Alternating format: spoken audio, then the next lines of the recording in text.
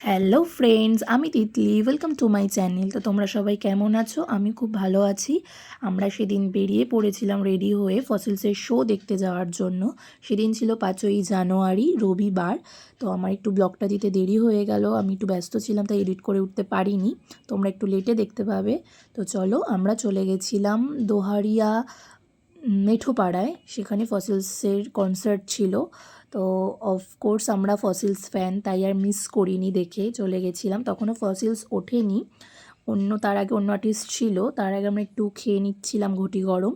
তো তারপর উঠে গেছিলো সারেগামা পায়ে আরফিন। তো তোমরা তার গান শুনে নাও, আবার কথা হচ্ছে।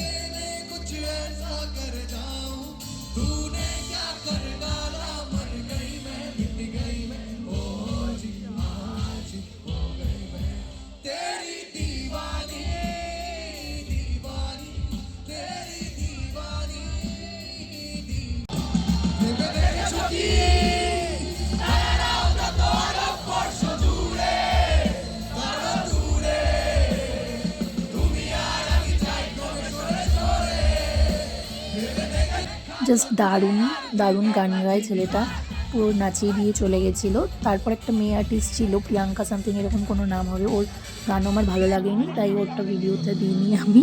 তো যাই হোক, তারপর অপেক্ষার অবসান ঘটলো। অবশেষে ফসিলস স্টেজে উঠলো। অনেক লেট করেছে মানে 10টায় স্টেজে ওঠার কথা, তো আমরা তো অনেক আগেই চলে গেছিলাম 7টার মধ্যে। তো তাই একটু লেটই হয়ে গেছে, আর শীতের রাত বলে কথা। তো পুরো শো দেখে আসতে পারিনি, তো যতটা দেখে এসেছি ততটাই তোমাদের সাথে শেয়ার করব প্রত্যেকটা গান। তো চলো, তোমরাও গান শুনে নাও। আর অফকোর্স তোমরাও যারা ফসিলস লাভার আছো, ম্যাক্সিমাম ইয়াং জেনারেশনই ফসিলস লাভার সবাই, তো যারা আছো তারা অবশ্যই লাইক শেয়ার কমেন্ট করে দিও। তো চলো, তোমরাও গান শুনে নাও।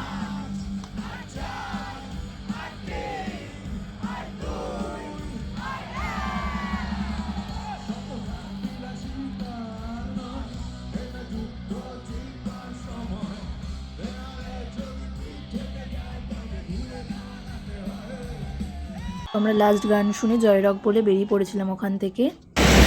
কেমন লাগলো জয়রক? জয়রক ওরে আয় ভাই, এখন কিন্তু